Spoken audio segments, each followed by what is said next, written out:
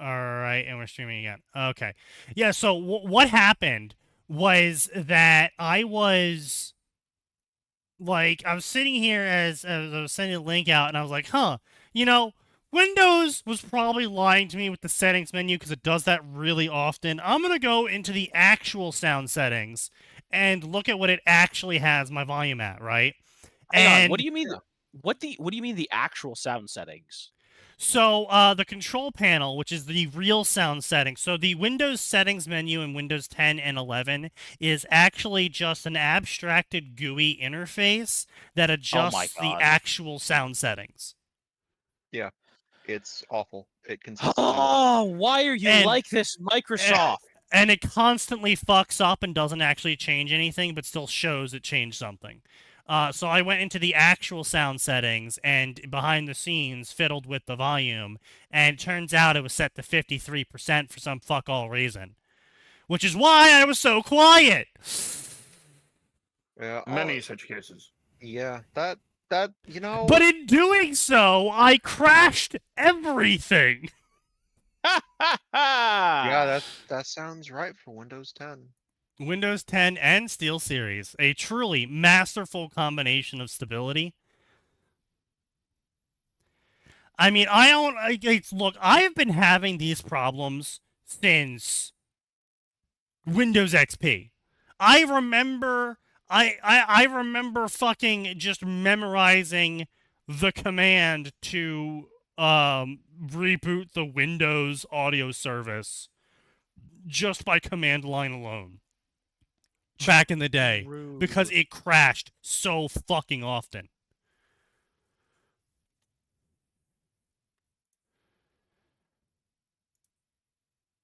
But anyway, now that everything's working again, Yeah. how's but my audio since on we the said stream? this, it sounds okay. I would say we just so this is out there, in case this was not there while we were live. Amazing. We're not going to mention the genre because again, we don't want to get sneaky in trouble. Yeah. We're someone to go wandering through Amazon's new releases, and to privately message me for confirmation on what something is. I could disclose that, since after all, Sneaky would have nothing to do with that. I mean, now that you've said it out loud online. But anyway, enough Atin being the worst fucking spy in existence. Come get me, Fed boys, please! God, kill me! The story is genuinely terrible. My man does not play spy. Yeah. It's bad, No, that's but because I have like I said, self-respect. we can't actually tell him it's bad because he's Yeah. high up enough in the company that if we said your story's bad, it wouldn't look good. So What? Yeah. Okay. That's Yeah. an interesting Also, abuse of power I never would have gotta say, considered. Yeah, I'm well, pretty sure that individual's bio was also written by ChatGPT. very likely. Having read the bio, I'm like, I'm pretty sure that was ChatGPT You know, adjusted. you know what? I finally found something I can say. I finally found something nice I can say about the Witch's Warrior. At least we know it was written by a person. That's And true. the- A human and the being co- wrote that. and the book cover was drawn by a person. That's true. A human being put time and effort into it. Not a lot, but time and effort. Well, no, it probably was a lot. Just remember, because you put a bunch in doesn't always mean it's gonna be good. Wow. No, there's no way. Do they really? Sneaky's discovered something apparently. Ah, Oh, no. yep, okay. Yep, that's what I thought was going to happen. Okay, so, yep, in more news at 11, racism occurred. Yep, that's all I'm going to say now. I hate when you just randomly say that unprompted. Yeah. Yep, well, I'll link it to you guys, but, Oh no. yeah, it's a great ruling, and it's exactly for the reasons why you think it was done. Are you fucking kidding me? Mm-hmm. Yep. Do I want to know? So For the exact reason why you think it was done. Let me fucking.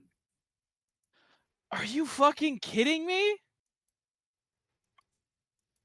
What am I supposed to be looking at? Oh. Yep. Okay. Yep. At Yep. least at the very end, they display not total stupidity, but oh my god. I guess they're trying to avoid the Bell situation again? Sort of?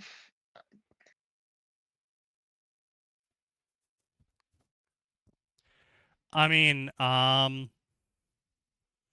like I've said it for a long time. I understand what the problem with it is. I understand why the monopolies are a problem, and I understand why it's like, what the fuck do we do about it? Because if you break it up, you get another Bell situation. If you Yeah. don't break it up, they're a monopoly. And now we're dealing with another potential Rockefeller situation. Yeah. I mean, personally, I think the government needs to deep dick them. You know, shove the long arm of the law right up their anus. But yeah. Well, the problem with the long arm. I mean, up I'll be the frank anus at this is, point. I mean, I can't even say too much about that, but the thing in question, it really should be a publicly controlled service in the way and regulated in the way that things like electricity, water, and gas are, right? I mean, Owned by well, no, private I don't think enterprises, we even need to go an that amount far. of government. I think it just needs, as far as regulation goes, I think it just needs to be enforced. Because we have plenty of regulation on the plate right now for them. It's just not being enforced. I think if Google wants to be a platform and a publisher, they need to pick one, and the government needs to, I don't know, fucking explode their HQ with all the C-suite inside it until they do. You know, it's just because right now the Google front page is a published page. It is Google endorsed links, which means Google needs to be held accountable for everything. But they're a platform. They have the right to do that. No, they're not. They're publishing. You can't sell slots on your fucking search engine and call yourself a platform.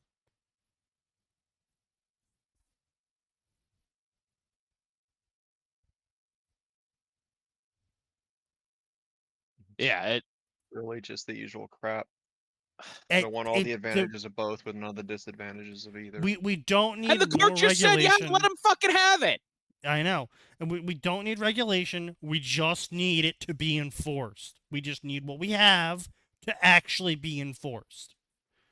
And it's not.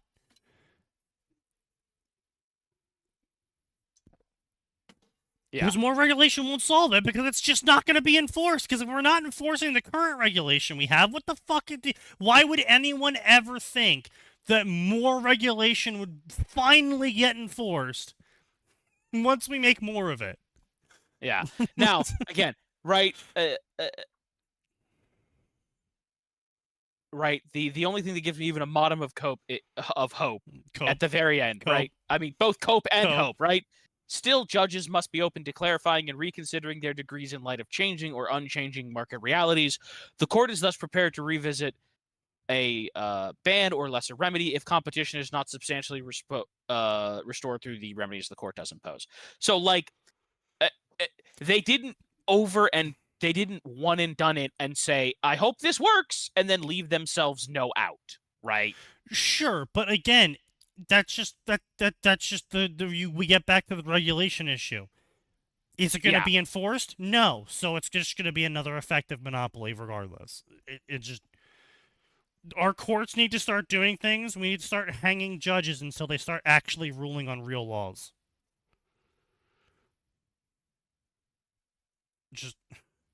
I'm just so fucking done with our legal system.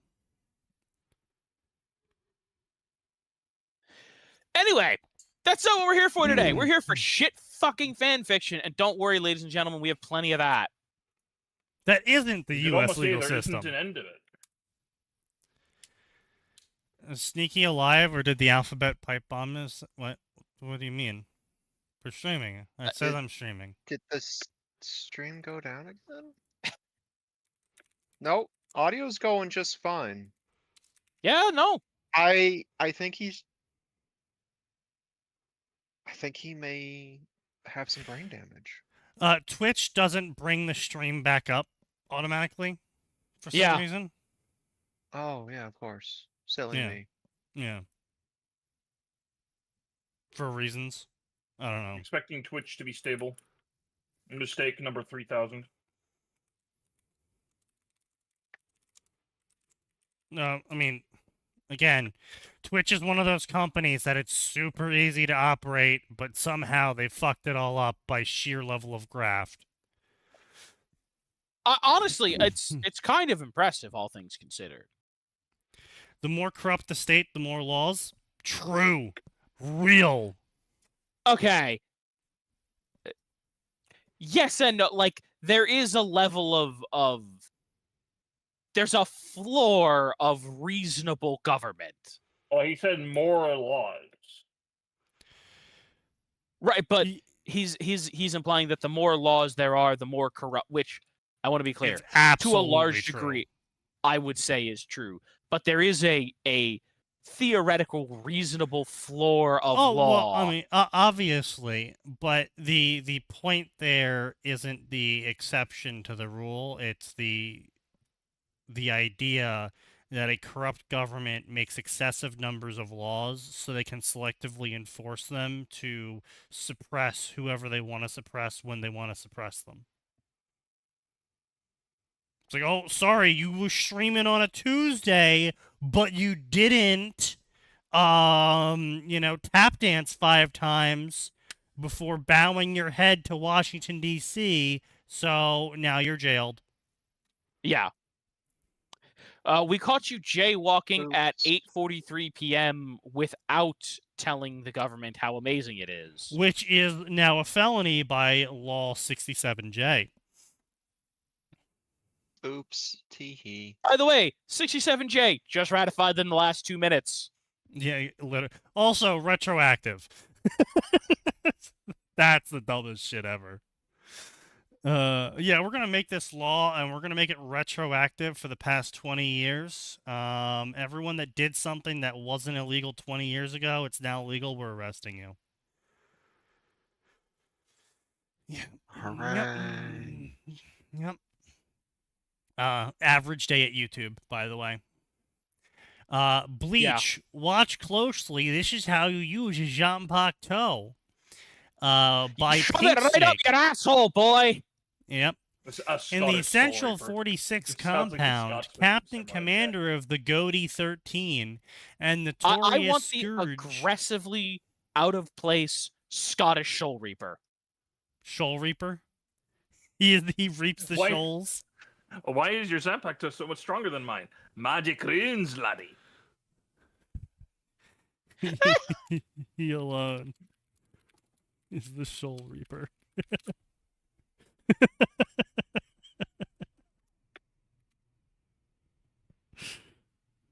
Like, he's not even a Soul Reaper. He just showed up in the Soul Society one day, I mean, that is Like, how that works. playing bagpipes. Still how that works.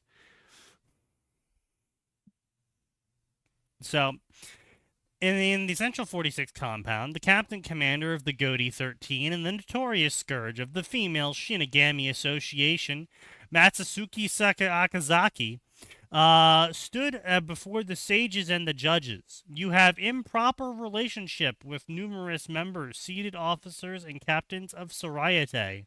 As Captain Commander, maintaining close relationship with them helps facilitate my work. Oh, I think we've talked about this story before. I think I'm remembering this story before. I think I was dumb. Yeah. Yeah, 472 chapters, about 1.2 thousand words per chapter, and he only has 100 favorites. Yeah. A Playboy fic that's rated K. Yeah. Yeah. Yeah.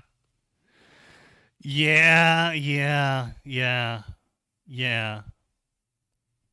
Maybe he just has a lot of fade to blacks. I don't know.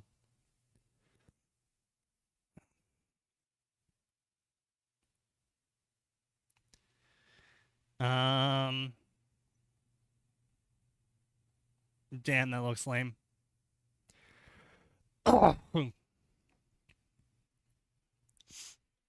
Anyway, we're just gonna move on. Let's see what we got here. We got Bleach, Death and the Strawberry, an attempt at Bleach novelization. They do realize that Bleach has a novel, right? Bleach already has a novel, right? Bleach is a fucking. Bleach is a fucking manga. Of course, it's got a novel too.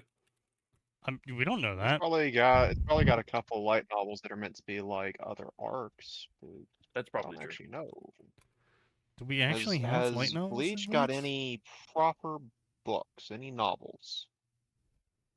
Oh yeah, they actually they actually started. It's just side stories. Yeah. Oh well, they actually did a novelization back in '04 of the first few chapters as well. All right. So it was never actually put into a novel. All right. Fair enough. Fair enough. All right. Oh, Fine. there's Fine. actually they did a 2-volume novel covering the time skip. Mm, Oh, I see. really? And it the main character of the novel isn't even Ichigo, it's some dude. Oh no, it's Don Kanonji. Why would you make novels following him in the time skip? That is something. Yeah. That's That's a choice that was made. that is a choice that was made. Yeah. Those were words that were said. I was like, Um. why does Don Kanonji sound so familiar? Click the character page. Oh yeah, this dude. The author's name is No 4-Year-Olds, which makes me worried. This project aims to adapt Bleach until the Soul Society arc into a novel form as faithfully as possible while still utilizing the strengths of pictures. What? I am not trying to rewrite Bleach or improve it. I simply want to make it into a novel. Okay, so we can all just, select just canon. Everyone can go ahead and just get just canon. It's literally just canon. My man is just like, I'm gonna write a novelization. I'm just gonna take wholesale and then print it out for myself. Yeah. By the way, apparently in one of the novelization books they did, one of them was a novelization of the 2018 live action movie adaptation Japan did for Bleach, I see. which I didn't realize they'd actually done. Those are Might bold have to go choices. check that. I might have to go track that down.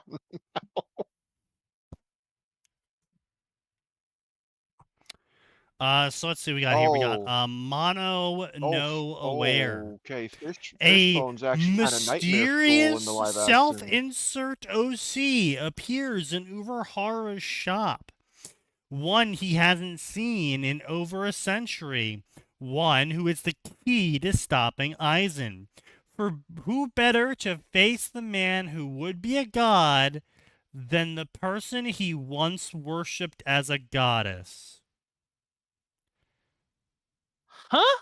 Starts in the Irankar arc with lots of flashbacks. Aizen times self-insert female character. Oh no. It's one of them. Alright, so we can go ahead with misunderstood villain. We can go ahead with female writer syndrome. Let's see here. Female author syndrome. Here we go. And Do we have misunderstood villain? Misunderstood villain. No. We got 33 The chapters fact at that it's Asian 300,000 specifically words. is so fucking funny to me. I mean, you know, women love to date Hitler. Yeah.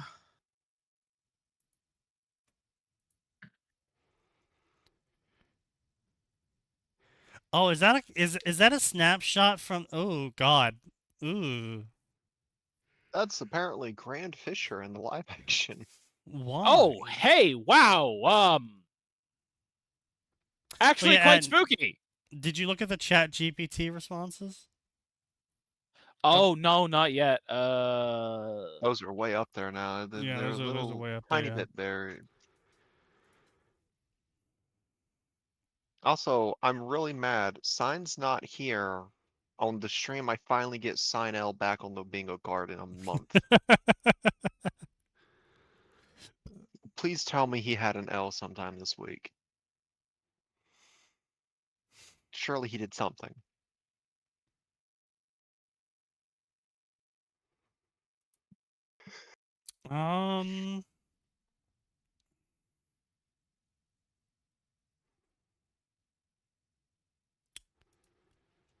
No, I don't think so. Actually, Huh. Sign's been really quiet recently on his server. That means In he's got a terms of massive stupid L opinion. coming up then. He's building up the L. The It's gonna go L's. off. It builds. I don't know. Are we prepared for an L of this magnitude? Is this when Sign gets another server shut down? Maybe.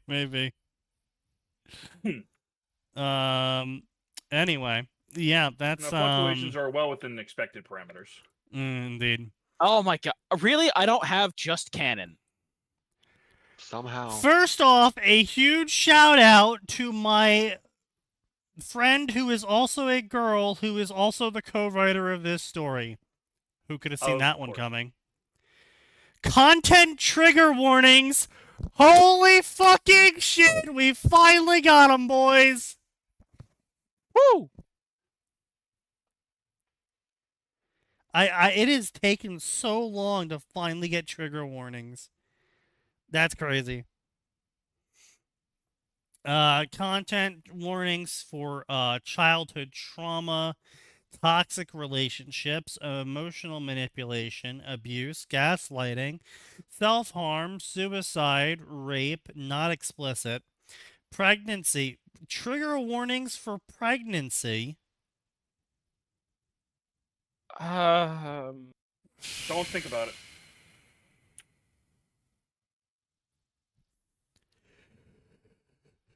Oh boy. Oh boy. Oh boy. I'm fucking fatigued, man. Torture, grief, character death. If you're affected by any of these things, you should stop reading fiction. I wish is what they said. They should stop reading this story. I am not trying to be dark for edgy's sake. All of this is going to be very important to my self-insert, who is definitely not a self-insert. There will be plenty of great lighthearted moments, so the romance will be especially complicated and fluffy. Lastly, I want to make it clear that the toxicity in the relationship showed in this story is not okay. You know, we're all mocking this, but I am positive there's women out there that they are the reason why this warning is being given. I mean, yes. No, there is no balancing out or redeeming the toxic moments of this relationship by the good moments in the relationship. And like all relationships, there is toxic moments. It's a complicated relationship that is also fictional.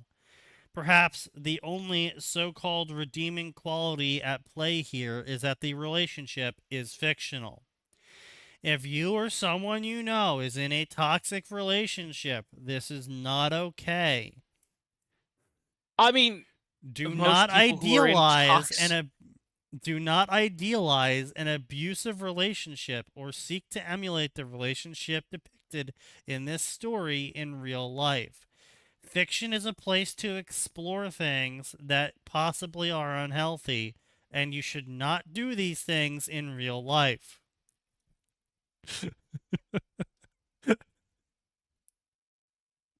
It's, you know what it is? Reading this warning is like going into the bathroom and seeing a sign that says, "Do not stand on the back of the toilet and shit onto the seat cover." True. And You're it's just why like, the fuck?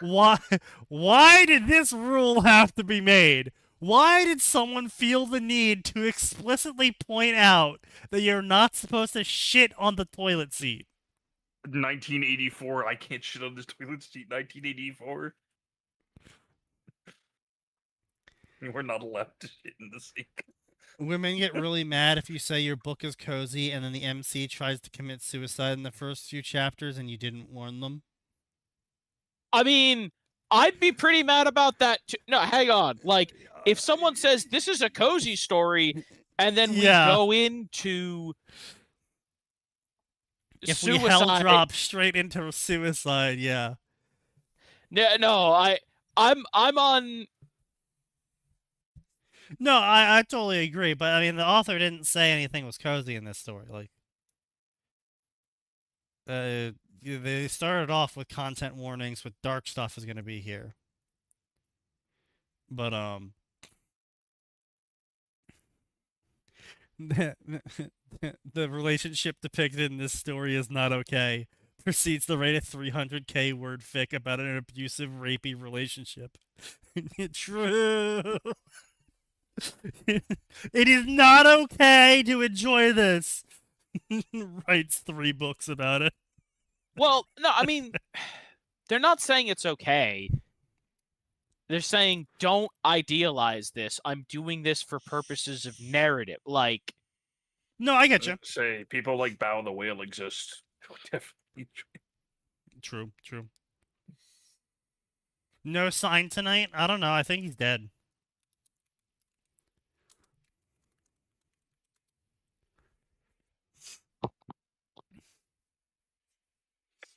He's getting up into that age, you know. 200's really impressive.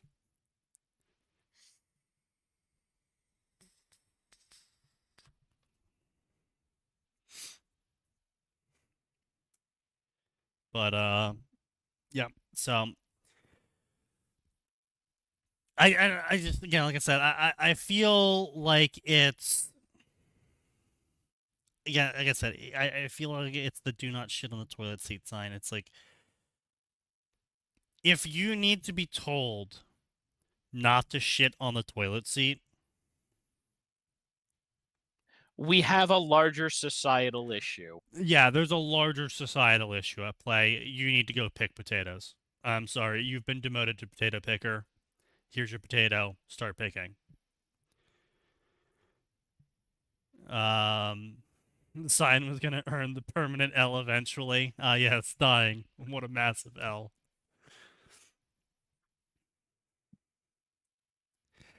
But I mean, I was gonna make a really insensitive joke, but I'll probably tell it after the stream if you remind me of it. But Mono no aware. You should definitely remind me because it's a really funny joke, and by funny I mean it's not really that funny, but it is a joke. It's funny. I can always. You know what? I'll just leave a DM. Yeah. Okay. Don't forget the offensive joke about sign. Oh, it wasn't the offensive joke about sign. It was the offensive joke about suicidal ideation. That joke. The joke Oh, for okay. sign, Well, I'll change that then. The insensitive joke for the sign. I can't even do the fucking line. God damn it. I have not had to use the word ideation in a long while. I actually have to look this up to make sure I'm not misspelling this. Anyway, Mono no aware is a Japanese idiom with many translations, including the pathos of things or empathy for inferior. The feeling of gentle, wistful sadness one experiences knowing that nothing stays the same, everything is impermanent, and ultimately without inherent meaning beyond what we give it.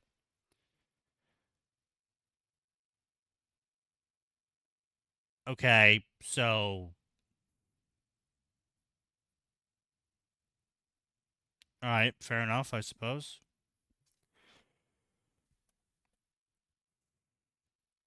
We're just gonna... But is it? I mean, that's just nihilism, right? Like, I'm not crazy. Yeah. That's just nihilism. That's pretty much just nihilism, yeah.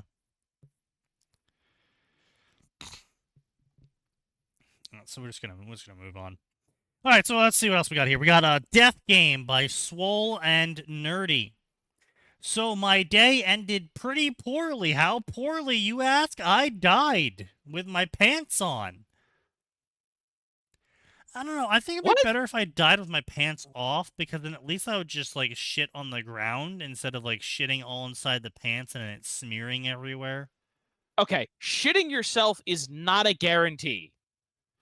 I mean, yeah, it's probably not, but it probably would be for me, you know? I would probably roll the dice. Okay, you personally maybe, yeah, but like again, it's one of those things, like the amount of people that shit themselves in death is grossly over-reported. Well, yeah, well that's because it's one of those what do we call it? The counter tropes, where it's like, you know, Hollywood never mentioned it happening at all, and so now every writer thinks they're being edgy by making their character mention that the person they just killed shit themselves. Yeah. It's like, I'm not taking his pants. You want to know the first thing people do when they die? They shit themselves. Yeah, and then yeah. they No. Take like a 5-minute conversation about it. Anyway, so Death Game with my pants on, thankfully, but that's okay because I got the last laugh. You see, I might have died, but that brought forth an unexpected opportunity. Oh, what are you, a summer ant now? Now I'm in a whole new world with a condescending gamer system. Also, I have boobs. Don't forget that check mark. But thank God I'm still bald.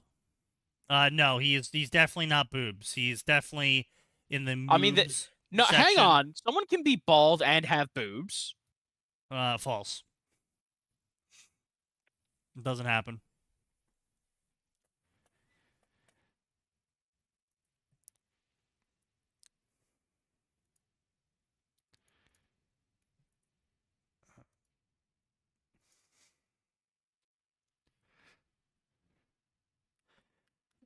Anyway. Yes, indeed. Now, you know, there was a trying to remember what it was. There was a light novel that was actually pretty decent. It was playing death games to put food on the table, which it basically took the idea of Squid Game and said, but what if everyone was doing Squid Game? By which I mean every corporation is doing Squid Game. Like their own version of it. And this particular person is like, yeah, I just do this all the time. This is how I pay my bills. I mean... kind of like just being a modern-day gladiator in that case, I guess. Okay, I mean, I suppose. It's not the worst thing I've read. Like, I'm not going to sit there and pretend it's amazing, but it's far from the worst thing I've read. So is it just like some are Squid Games, some are like Gladiator Combat, and some of them are just the Running Man? In this particular one, it's like a combination of Big Brother while also being a like a maid serving simulator is what the first one is. I only read the first one. Oh my God, Phoenix.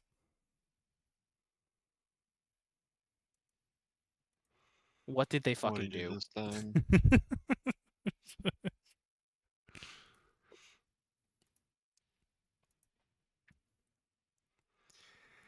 What's Bro, up, guys? It's Swole and Pam. Nerdy here with a new story.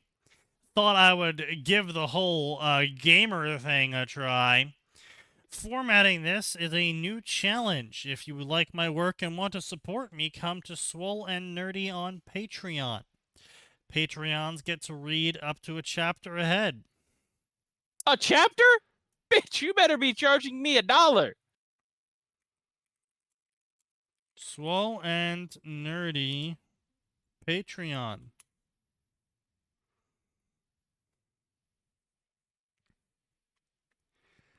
Oh no, he's so close to winning a star.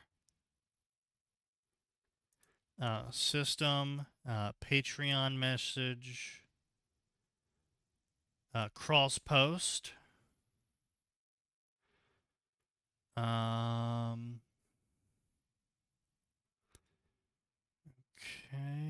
yep, no, trigger warning.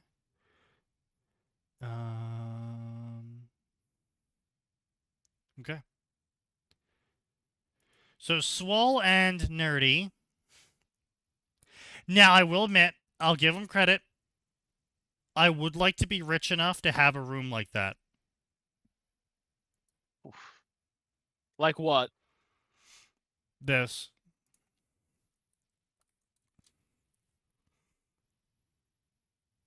That's pretty cool. Yeah, that's pretty neat. Yeah. I would like to be rich enough where I could just do that and be like, yeah, this is my book room. It's where I have a room dedicated to just displaying all the really cool books I collected. None of them are for reading. That's for the library. Yeah. This is just a display. So, I mean, I'll give him that. Oh. Let's see, he's got 400 members, 312 posts, and he's earning $300 a month. Damn. So his membership options are free or $3 a month. All right. I mean, that's, you know what? A chapter ahead for $3 is not as far. Now, I want to be clear. I wouldn't pay this guy $3, but like if there was someone that like I really liked, I might be willing to do that. I'm rich enough to afford a room like that, but I would spend it on something else. That's fair. Like, I mean, okay, my threshold for rich enough to do this is like I have to be really rich. Like the amount of money I would spend creating that room wouldn't even really show up on my balance. yeah, like I could probably make that room, right? Depending on the contents of the books in there, I could probably make that room.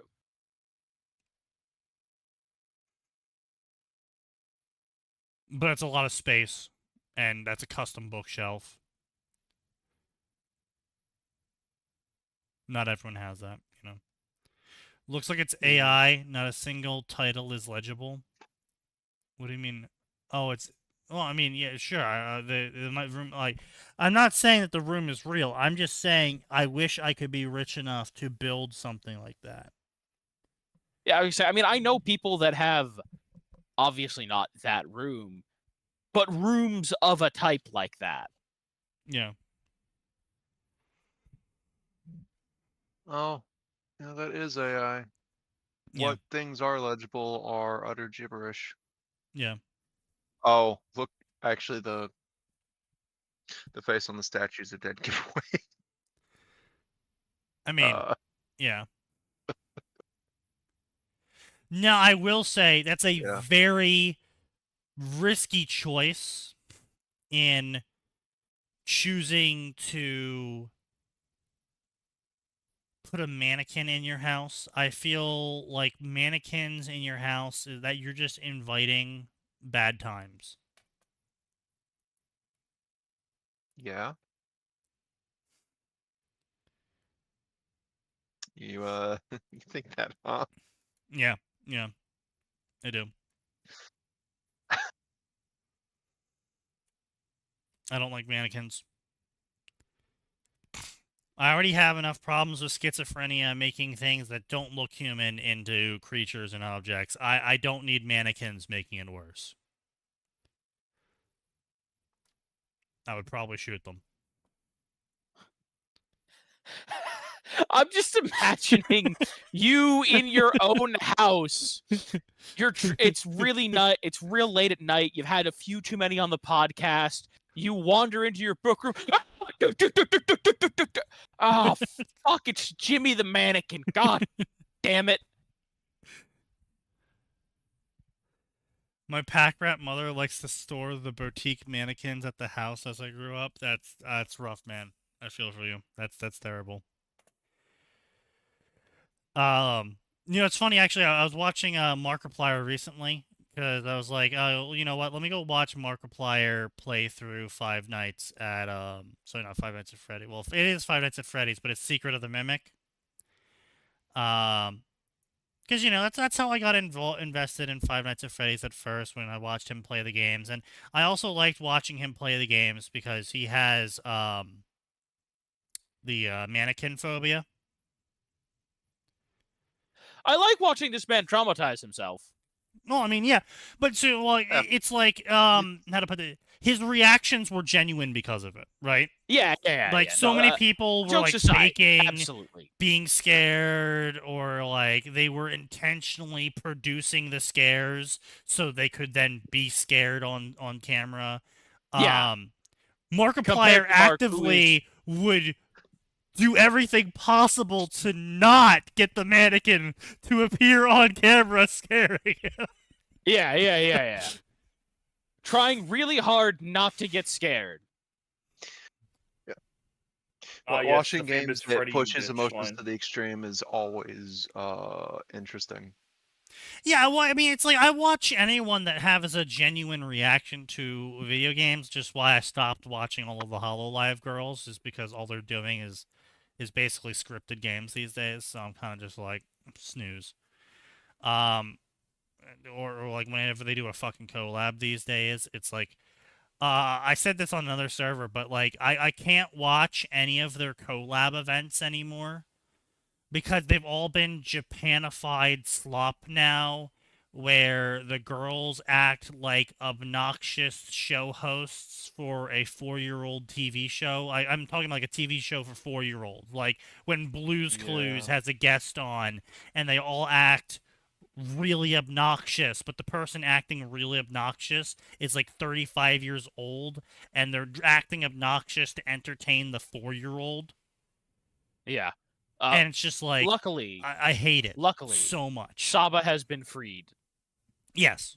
Saba just Luckily, says the most independent deranged shit possible. Luckily, independent VTubers exist. Yeah. Many of whom are like, oh, maybe I should go for the corporation. Sees all the horror stories coming out lately. On second thought, Been going for 3 hours with the water park simulator. the what? Yeah, she found the water park simulator, and I fucking love that girl's autism, I swear. She's mopping poop right now. I will never forget the time she was doing Luigi's Mansion and then proceeded to zone out and vacuum up every grain of sand on the map for the next hour. With Glorious. no words said. And they could, like, watch her brain reboot when she was finished. And she was like, oh, I'm sorry I did that to you guys. I wasn't gone for too long, right? Looks at time. Oh, it's been an hour. The way she said it, too. I wasn't gone for too long. She's like, oh no. Oh, God. And then she water, fucking 5 out of exits 5. and then it comes back out and realized all of the sand reset. And she's like, Yeah.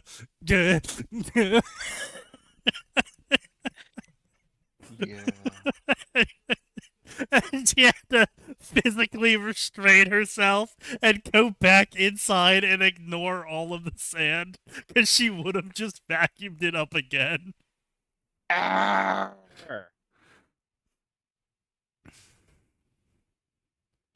Bad news for Death Game. I read it. AI would likely improve it. Worse news, as of the newest chapter, it hasn't even started Bleach canon.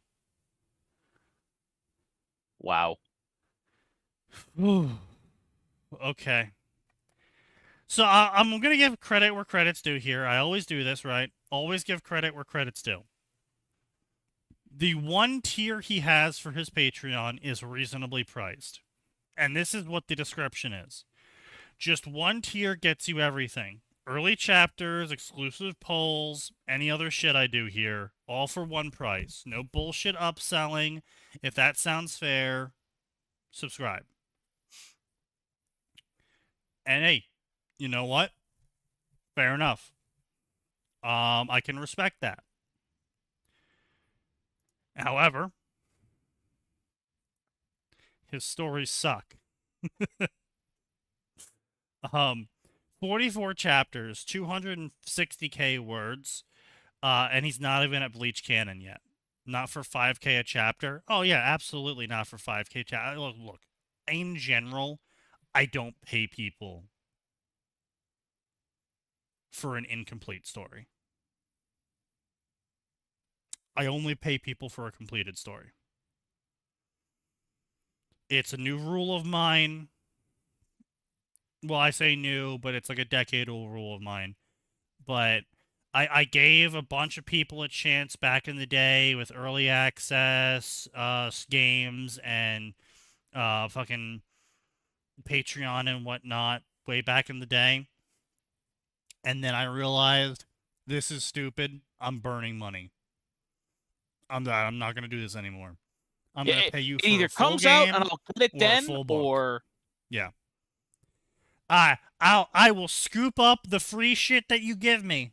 I will enjoy every chapter of it. But I am not paying you a cent until it's finished. Because too much shit these days doesn't get finished. yeah. I say, as someone who has multiple things that he's published and never finished. Too much shit these days isn't getting finished.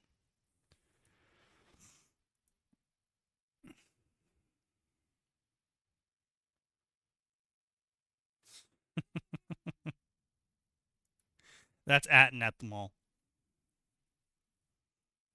What about me? What I'm doing was drugs? posted in the main chat? The video posted in the main chat. Does Undying have an ending planned? Oh yeah, no, we actually have the whole story arc planned. Of right now, we're going to wrap up Zuldrak. We're going to have some fun little interactions with Alun, in where Taylor basically shoots up a magical flare at the moon to do some illusion bullshit, do some psyop shit of just like, ooh, the moon's big and red, ooh, this is scary, I'm death. And, well, Alun sees that and is like, hey, tag team, and then, makes it happen. And so then everyone goes insane. Well, on the battlefield that she's fighting at. And why would Alun be bothering to do that? Because she's killing trolls. Oh, yeah. She'd sign up for that. Yeah. She's kind of racist like that. Yeah. Well, this is also the Drakthari Dark Trolls, the really terrible trolls that everyone hates. It's okay. These are the bad trolls. It's okay to be racist to these ones. The really evil trolls, not just the bad trolls. There's like one group of trolls that are worse than these guys. Two groups of and trolls. Those are the ones that just straight eat babies, so... No, those are the ones that sacrifice the babies to the elder gods and have their souls shredded apart like Blender. Like Not I even said, for power, eat just babies. because they can. It's fun, mostly. It's a nice Thursday night. I was disappointed. The answer was a flare. Yes, ha ha ha. So we're gonna finish up the Zuldrak zone. It's gonna end with Sylvanas appearing. That thing we hinted at happening for a while now. And she's gonna fuck everything up in true Sylvanas fashion. Kel'Thuzad's gonna get away because of it. And then Grizzly Hills is gonna explode. Because all of the energy gets slurped up by Yogg-Saron, and he proceeds to have a whole moment where he Oh, guys, you has a never want to give Yogg-Saron a meal. yeah he has a whole moment where he kind of explodes his void all over the place through the If you nexus give an created at elder god Grizzly a Hills. meal, they'll show up again. So then that happens. That's gonna be another arc where now Taylor kind of has to deal with the fallout of the Zuldrak. The second to last arc is going to be her taking care of Yogg-Saron, and then the final arc is the confrontation with the Lich King and the finishing of the story. So yeah, it's like we got 3 more arcs left, and we have pretty much 2 chapters of the Zuldrak left unwritten. So I mean, we actually know where we're going with it. It's gonna be fun, but just 10 more years, yeah, fuck you. Hey, at least I actually know where we're going with this story, okay? Yeah, you know what? Maybe actually Undying Scarab will finish before Zuko does, you know? Or Khan. Yeah, Khan. Maybe it'll finish before Khan does, you know? Maybe it'll finish before the Mechanicus worm story does. How you doing on writing those stories, huh? Hey, buddy?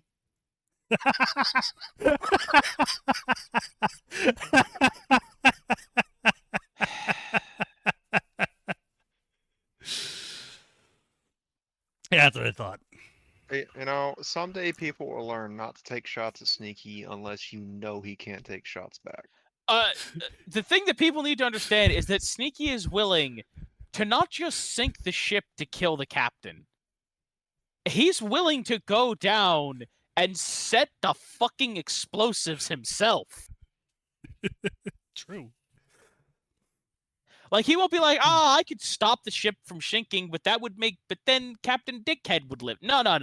Sneaky's down in the engine room going, I am beating the boiler with a hammer. I take shots because it makes for good content. True, brother. For his other stories that he's not yet posted. Yes! Where is the illegal QQ story that I can't talk about on Twitch? Why have you not posted more chapters of the QQ story? You've made promises and you have not kept them. To Pinoy jail you go.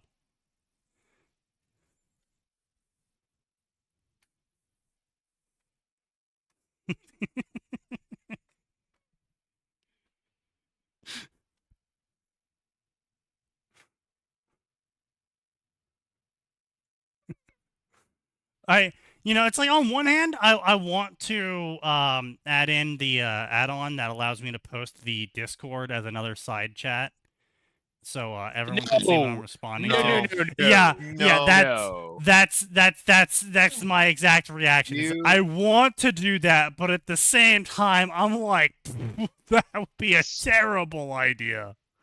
If you do that, there's gonna suddenly be a lot of bans in the 2IS server that has not happened in the years it's been running. True. Yeah. Suddenly we'll go, not allowed to say that one. Yes, indeed.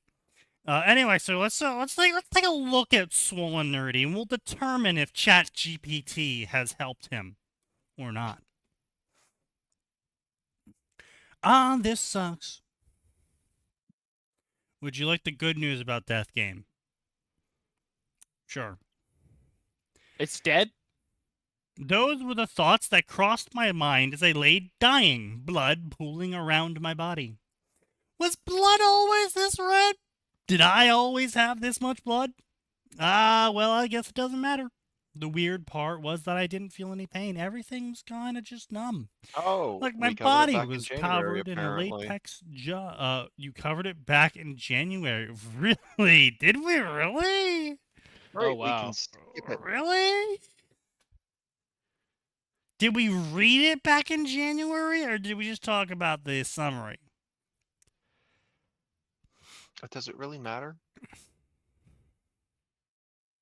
Oh no, it crushed the windpipe. No, Mhm. no, I'm remembering this now. It's it's coming back to me. Yep. Yep. Yep. Mhm. Yep.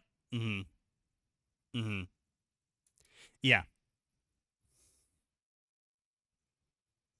Yeah. Mm. Yeah. It's coming back to Hooray. me. So we're just gonna move on. Okay, so up next we have Touch Starved. Soifan has a reputation for being a no-nonsense, no-mercy taskmaster. And that's the way she likes it. But after a simple touch from her former mentor, Soifan turns into an absolute fucking simp e-whore. No, I'm just kidding.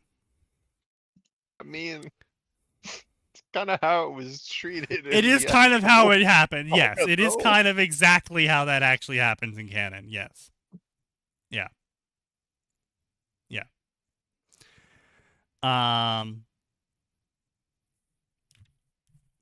What they actually wrote, however, was Soifan finds herself on a personal journey of self-discovery and human contact. Rated P to be safe. Uh-huh. So what I'm hearing is her mentor gropes her boob once, and that awakens Soifan's sexuality, which is mentor sexual. Which, to be fair, Yorichi is Yorichi. It would be Yeah. that with Yorichi. Yeah. Yeah, it's fair. It's fair enough. I don't think this is tea though. I kind of I mean I understand it, but I kind of feel like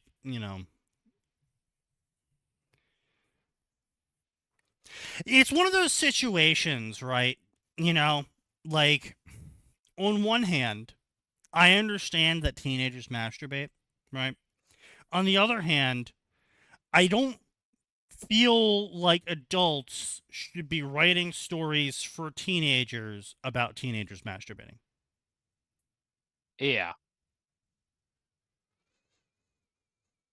I don't know what about it. Well, like I don't know. It's like I'm not saying we need to make it a taboo. Like, oh no, we can't talk about it because it's a naughty taboo. Well, we even though we all know what's gonna happen, we can't fucking acknowledge it. And it's like, no, I'm fine acknowledging it. You know what? This actually goes for a lot of things for me. Actually, I'm fine acknowledging them, but I feel like people are going in reverse on this, where because it was a taboo, they're now sitting there being like, no, now because it was a taboo, and now it must be like publicly accessible and acknowledged at every corner. It's like Yeah, it's I think we can just remove the taboo. I think we can just stop at removing the taboo of it. If it gets Yeah. brought up, it's whatever. But I really think we should also at the same time endeavor to not bring it up. Yeah, like listen. If someone out there who's an adult wants to dress themselves up as a dog in their own house and do whatever the fuck, cool, great. I don't necessarily want to talk about it, but Yeah. Yeah. we don't have to make it like we don't have to drag them into the town square and flagellate them. Yeah, that would just make them horny. Well, okay, yes, but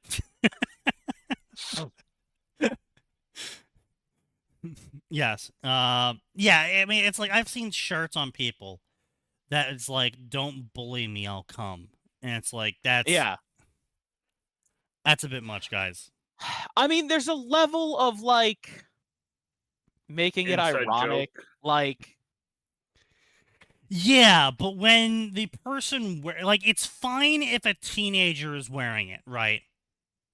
Because then you still have that like rebellious child youth state, and it's like, okay, if we tell a Yeah. teenager not to wear a shirt like that, they're just going to make the shirt if they can't buy it. It's like, okay, I would say they will fucking buy a white T-shirt and spray paint it. yeah. So it's just like And I then get it'll it. and then they'll draw a dick on there. Probably, yeah. And then they'll realize they can draw on shirts, and then it's just be dicks. Dicks and that S. Yeah. But yeah, so it's just like not saying we shouldn't, kids can't wear that sort of thing, but I kind of feel like if you're a 40-year-old adult who's interacting in public, I mean, again, if you want to wear that shirt in your own house, that's one thing, but if you're going out and about and interacting with the public as a 40-year-old adult with a shirt that says "Don't bully me, I'll come," I feel It's a bit sus in it. yeah, it's the line of propriety has been crossed on that one.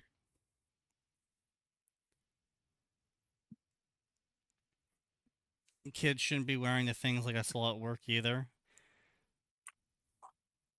It's down to people's social awareness and discretion. This plan is a major flaw. No, I'm aware, and I'm saying that I don't think their life needs to be destroyed over it, but at the same time, I feel like there should be some level of social pressure of not being approving of it. Like there's a difference between what I had to deal with when I was a kid, where I would get hit for just swearing. Like, I'm not saying, don't teach your kids to not swear, but I'm also not saying hit your kids, I'm saying there's a middle ground between the two that we can go and reach. I'm not saying, throw guys in jail for wearing inappropriate t-shirts when they're fat, ugly, and 40 years old. But I'm also not saying that, like, there's a middle ground we can reach where we can tell them that it's not okay for them to publicly wear an inappropriate t-shirt when they're fat, ugly, and 40 years old around children. Yeah. Right. And again, that's one of those things. Like, look, if you're at whatever the fuck the gathering is, and it's a bunch of other 40-year-old But who decides the dudes, middle ground? Me, obviously, for I alone am the neutral one. I am completely unbiased in Oh, all you're of as my- neutral as Soviet goddamn Russia. That's definitely sneaky. Well, according to the political compass, I'm a centrist now, so That's a fucking lie. let me go find it. Look, Hold on. I can doctor my fucking answers too. No, they recently changed the political compass. No, and- all jokes aside, I know they did actually change the compass. Yeah, they massively changed the compass recently, and it was like, oh yeah, you're actually a centrist authoritarian. I'm like, the fuck I am. I mean, Sneaky certainly wants to be at the center of some authoritarians, but Yeah, you could say that.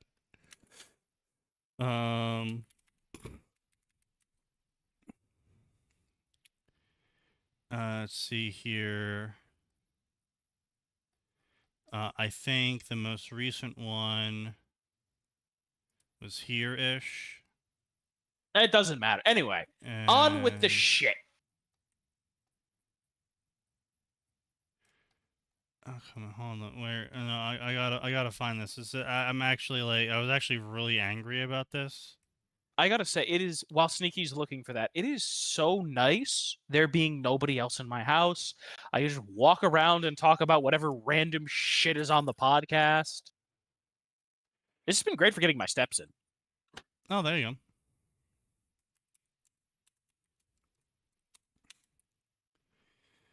go. Fuck. Hold on. Is it around here? Yeah, no, it had to be recently-ish, right? Because we posted about the political compass. Anyway, we remember posted it, everybody, talked about it a couple times. Sneaky is a far left libertarian, and that's all you need to remember. Far right libertarian, but yes. I personally Yes. view the left libertarian square to not exist. Sneaky. It's a joke. Sneaky, I was specifically moving you to the other side because anyone who even remotely listens to this show for longer than 5 minutes knows you're about as fucking far from left as it's going to be. I mean, that's a true fact. That is a true fact, yeah. No. Yeah, in his defense, he could be so much further. He is quite far. Oh, goddamn it. I forgot I'm in streamer mode, so I can't fucking search by people. God damn it. There we go. That'll fix it. Okay, I'm gonna fix this. Yep. Okay. I hate that streamer mode doesn't let me search for specific people. That's so stupid. Yeah. Why in the world would it disable that particular functionality? I don't know. To keep you from making a mistake. Image. Oh yeah. Here we go. I fucking found it. God. I knew it would be that easy. All right. Yeah, like I said, the new political compass is like, yeah, actually, you're a slightly authoritarian centrist. It's like, no, I'm fucking not.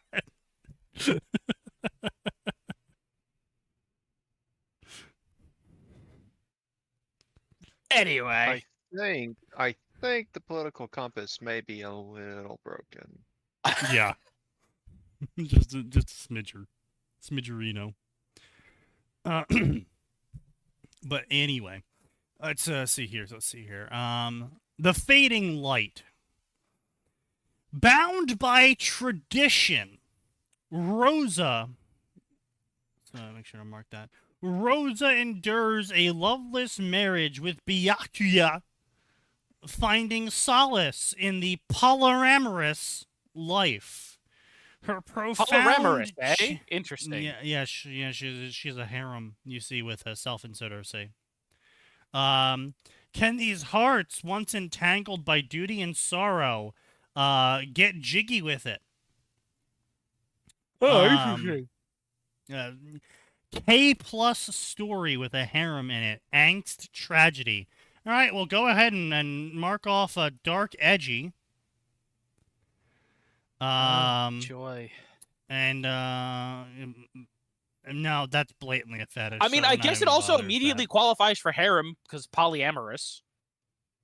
Yes, but they didn't say harem, so Okay, but like they are explicitly saying polyamorous, which is a multi-part.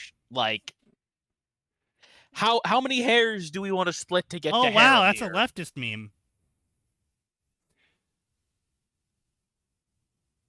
Anyway, we're not talking about political memes, right? We're talking well, I mean, about someone awful posted fanfiction. one. I know someone posted it, but I just don't want us to focus on it. We can focus on it after the show. I mean, I will say though that is not entirely inaccurate political compass breakdown.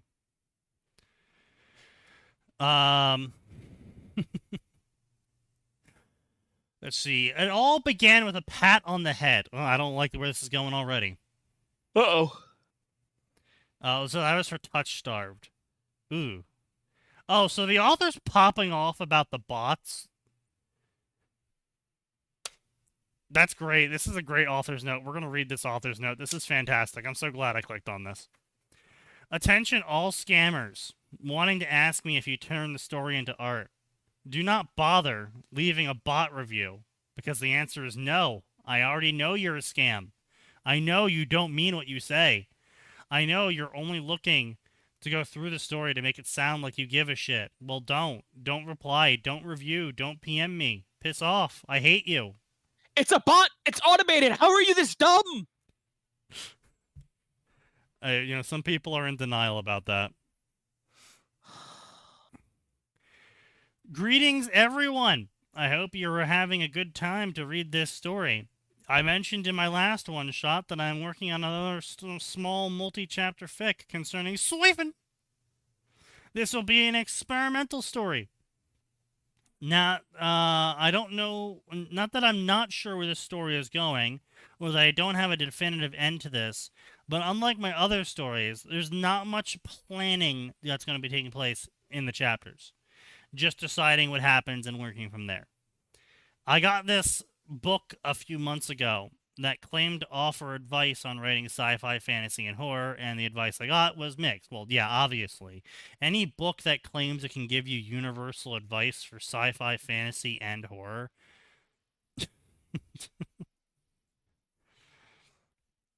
No. If the universal advice isn't here's how you improve your technical skills, you probably bought a scam. I mean, Yeah. well, I mean, You wasted your or money. someone with an inflated sense of ego that they did not earn. I mean, me. I give the best advice. Everyone knows I give the best advice, but beyond His me. ego is so inflated it could make the Hindenburg go. Yeah, thank you. But anyway, enough about my excellent advice. But as far as advice books go, there's very little positive advice I would give people, you know? Because, like, positive advice doesn't apply to every scenario. And it's hard to craft positive advice for people without knowing their personal scenarios. But negative advice is easy to give, right? Negative advice. Sabotaging them. This is how you write. This is a good way to write better. It will make you worse. No. Negative advice is in the same don't vein do this, as don't do that. Yeah. Like, oh, yeah, when your characters are talking, make sure the audience can know who's talking. You'd think I wouldn't have to say that, but well, we've seen. Why we can say otherwise. we've seen on this damn podcast. Yeah. When you're doing X, don't do Y. Is a lot of the advice I would give for writing, because we have tried 1,001 ways to make a light bulb, and we've found a fair number of ways to make a light bulb. We've also found a fair number of ways that no matter how you crack the egg, it will not make a light bulb. Yeah. It's just not going to happen. So don't try and reinvent the wheel when we already know that wheel doesn't work. You should write a book of advice. Oh, Here's my advice. You know Find what? A friend. I I'll don't know call if it- I want. I'll call it the Oh. big book of advice that you don't want to hear. I can't wait for the midnight messages like, "Hey Max, you think this might be worded a little too much for a publisher's taste? If you have I to can ask just- me that, flip a coin." Yes. I can just see it now, right? The first chapter is nothing but you are not actually that good. You've got to practice. You are not Tolkien. You are not Martin. You are not Sanderson. You are... Just a giant. We're gonna start with authors. What's the guy that wrote War and Peace? Tolstoy, right? Yeah. You are not Rowling. You are not Marty O'Donnell. You are not... just go through the whole list, just to be clear. Go- Since apparently I can't just say you're not someone else that's famous and successful, because apparently that's not obvious to a lot of people. I have to be specific. You are not Tolkien. Stop Yeah. trying to be Tolkien. You are not Tolkien, Yeah. Lewis, Tolstoy. The list will go. Listen, that's the first chapter. It's just that's like just the first chapter. Yeah. it's just 50 paragraphs of you are not X, Y, or Z. The second chapter is Yeah. now that I've destroyed you emotionally, I can begin to give you advice. Yeah. Actually, oh god, random mini rant. I don't know how this came across my timeline. Someone was doing a dissection of how Tolkien accidentally rewrote the standard fantasy. Yes. And they started the video with, he wasn't looking to make anything unique. I'm like, wasn't the explicit purpose of Lord of the Rings and the Silmarillion to give England its own sort of folklore, as well as Yes. stories for Sort his of yes, son? no. No, Yeah, so no, it originally not was for sort his of. son. It originally was a story for his son, but his son was very autistic about details in his story, so he's like, fuck it, it's just going to be easier to write all this shit down. And once he wrote it all down, he's like, I have written an entire actual fucking story down. Okay, let me go over this like a couple more times, give it a couple more passes, flesh it out a little bit more here and there, and Well, then no, I'm just going to okay. publish it. So, sort of. Not entirely correct. The Hobbit was written as a bedtime story for Yeah. his son. However, Lord of the Rings Right, okay, that's was fair, yeah. explicitly written Mhm. as a mythology. The Silmarillion was supposed to be part of that, but the Silmarillion is so fuck-ass long and annoying and complex that Tolkien never finished it, right? His son, Christopher, had to finish it for him. Oh. Like, I did not very know that about the specifically, yeah. Silmarillion. Christopher had to That's finish really cool. the Silmarillion. Yeah. Again, But the yeah, no, Silmarillion is good. Sorry. it was just such a bad introduction to an analysis. I almost stopped video. I'm like, no, let's just ignore the stupid comment, because a more accurate opening statement would have been, he wasn't looking to rewrite the standard, Yes, because he yeah. wasn't. He Yeah. wasn't looking to rewrite the standards of fantasy. He didn't mean to do that. He did not mean That to was- accidentally set the standard for elves, dwarves, and orcs. Yeah, he wasn't That was going an out accident. there to redefine fantasy as we know it. He was just trying to tell a story. Same thing for Martin, but- honestly, sort of. I mean, it's like Martin. Well, no. He wasn't trying to reinvent fantasy stories. He was trying to write a repudiation to Tolkien stories. That's fair. That's fair. Unfortunately, the man got too far up his own ass and too high on his own farts, but... I was just going to say too fat, but yeah, that works too. The fat was incidental to that. But yeah, he started to sniff his own farts and believe his own hype, but right beside the point, right? Yeah. What I will say about the Silmarillion is this. The Silmarillion is... I'm not going to say it's an enjoyable read, because I don't think most of it's a very enjoyable read. I think it's interesting to read it, because it's a combination... it's like reading something like the Epic of Gilgamesh if the Epic of Gilgamesh was presenting itself as a history textbook, right? As a series of things that occurred. Sure. I mean, it's like, look, there are too many writers go out and are like, I am going to fix the hero's journey. I am going to write the hero's journey like it's never been written before. I am going to do this thing in opposition to something that's popular. Too many people go out with that sort of idea in their heads. And that's just the wrong way to approach. Yeah. Like a certain person in your life, Yeah. Sneaky, who probably needed the know. advice of, you are not X-author. Not that he would have listened. No, definitely would not have listened. Yep, definitely would not have listened. Unfortunately, there are a lot of people who believe that they are much smarter than they are, and so they said, I'm going to deconstruct this thing.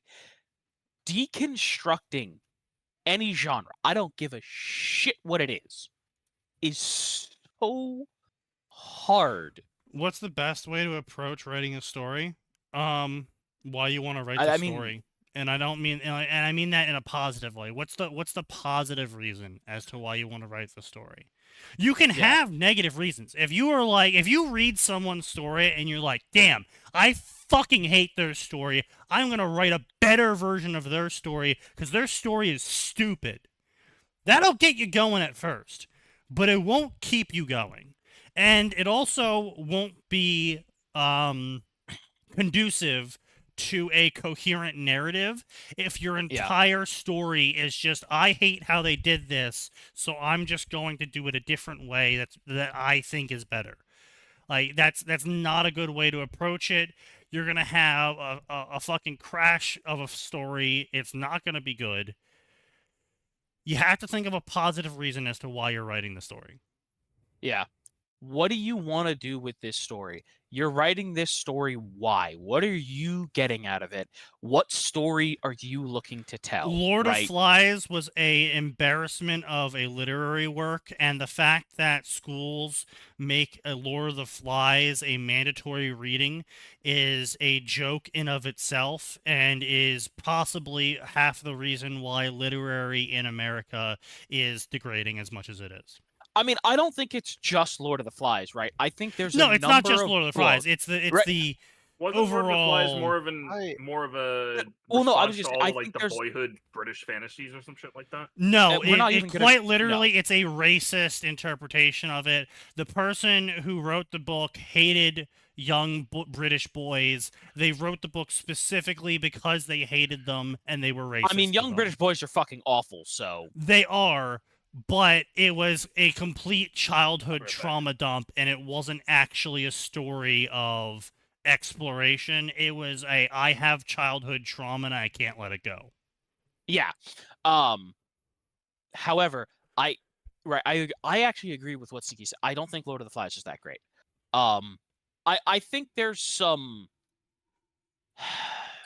okay lessons in there, not amazing ones, but some okay ones.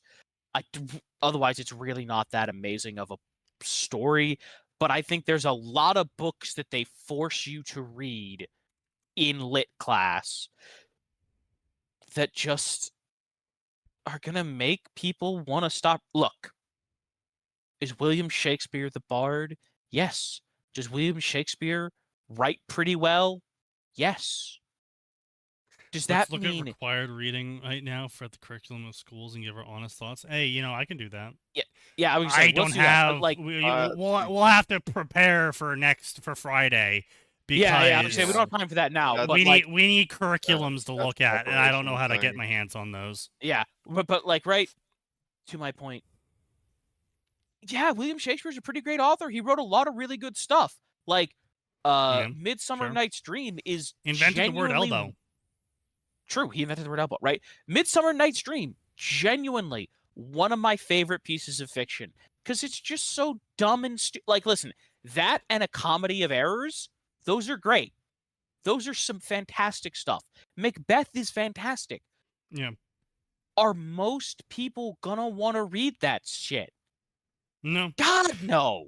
I mean, it's why I appreciated my school when they're like, hey, so we were going to make you guys read Romeo and Juliet on its own and just do a literary analysis of this for English class.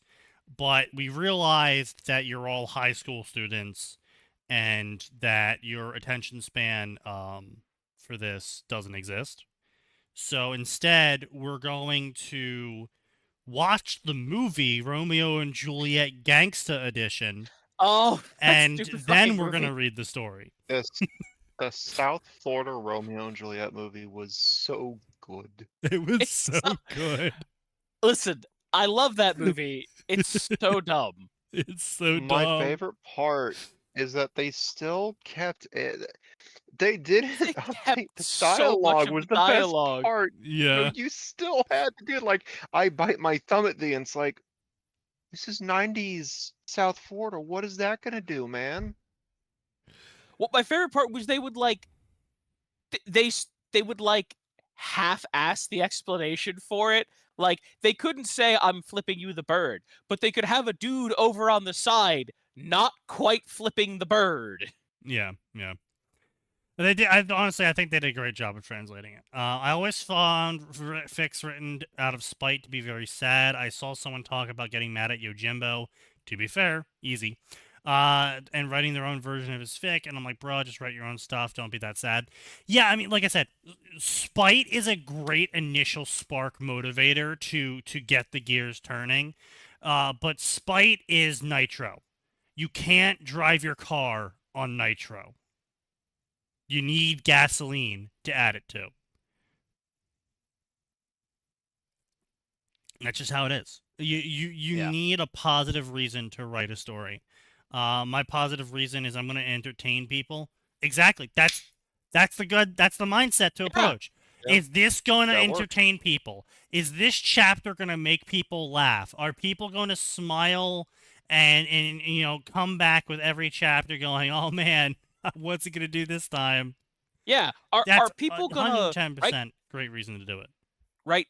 It's the kind of thing where is it the kind of thing where someone's gonna burn through all the chapters in Royal Road and go, I can't wait for next week. Exactly, yeah. And that's the sort of stuff that finishes the story, I guess you could say. Now again, it's not exactly a infinite source of energy to write a story. But it'll certainly get you going and get you places. But you gotta chart the route. You gotta find the gas stations along the route. You gotta find the path to reach your destination. And I think too many people get caught up in that, and where they're like, yeah, sure. I mean, I guess if your story calls for it. You gotta find the path, because too many people get caught up in writing the journey in that they forget that the journey has to end somewhere.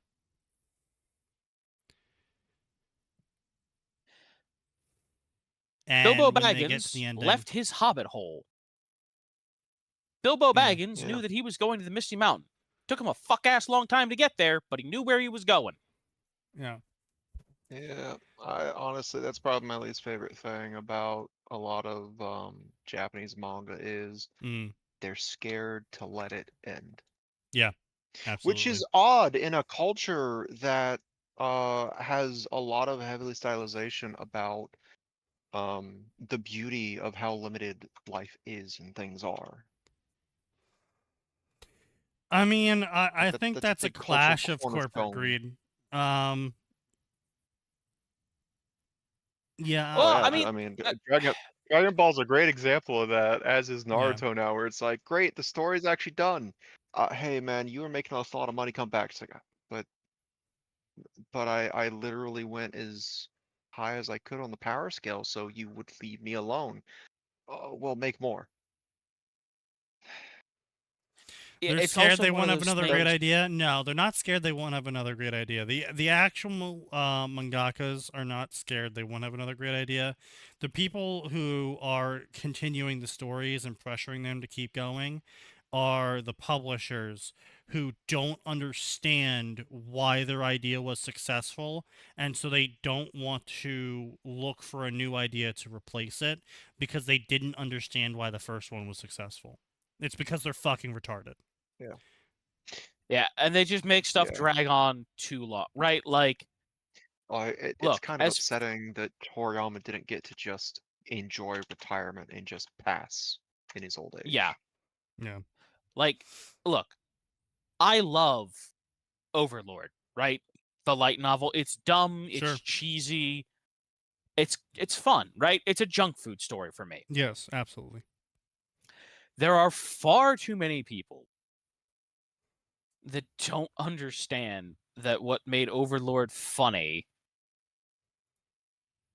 is that it's partially poking fun at stuff, right? Just like I just know in like 3 or 4 years, we're going to get some dude who's writing a version of Eminence in Shadow, but he's playing it straight.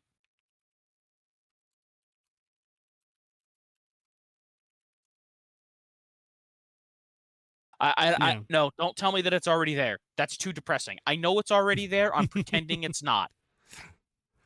I mean, there is a mildly funny story called "But I Made It Up," and it's where fairly early on in the story, they actually confront him about the cult bandits Ancient Evil. that he discovered, Yeah. and he realizes, what do you mean they were actually cultists that were sacrificing people? I thought they were just like actors that you like hired or something. And everyone's like, no, they were actually cultists, 100% serious. We just executed them all in the square. How did you find them? And he's like, oh, fucking shit, I made that shit up. Oh, fuck. Oh, fuck. Oh, fuck. You know what? Go ahead and link me that, because that could be kind of fun. Like, but here's the thing, right? That's not the playing it straight that I'm talking about, right? Because that's take the thing that's already a shit post, then play it straight. I'm talking about some guy who's like, I'm gonna make Eminence in Shadow, but Shadow was right all along, and he knows he's a genius. And that others can't comprehend his dark mystique. No, that's the kind of thing I'm talking about. See, because again, what you're doing is they're just taking a different route to be funny with it, right? The comedy value of how the fuck did I know that? Or how did I guess that? Yes. Okay. I see what you mean. I mean, I think the problem is with the whole playing it straight for Eminence and Shadow in your description is the fact that what you described is literally just what everyone does with dark, edgy stories. Yeah, that's fair. That's literally what everyone does. Is I'm dark and I'm edgy, but that's because I know the truth of this world. I know the truth of that's this definitely dark been done. and filthy world. That's definitely been done time and time again already. Yeah. But, I think I meant more specifically. They're like, I was inspired by Eminence and Shadow, but Shadow was right. But I'm gonna do it right. Yeah. Shadow did nothing wrong. Should the idiot who doesn't actually know what he's talking about did nothing wrong? That boy is nothing but wrong. Truth be told, it was rather a disappointing book. Hardly ever talked about genres, and one dumbass signed on to give advice he didn't even know what the uncanny valley meant. That's okay, that's pretty rough. Yeah.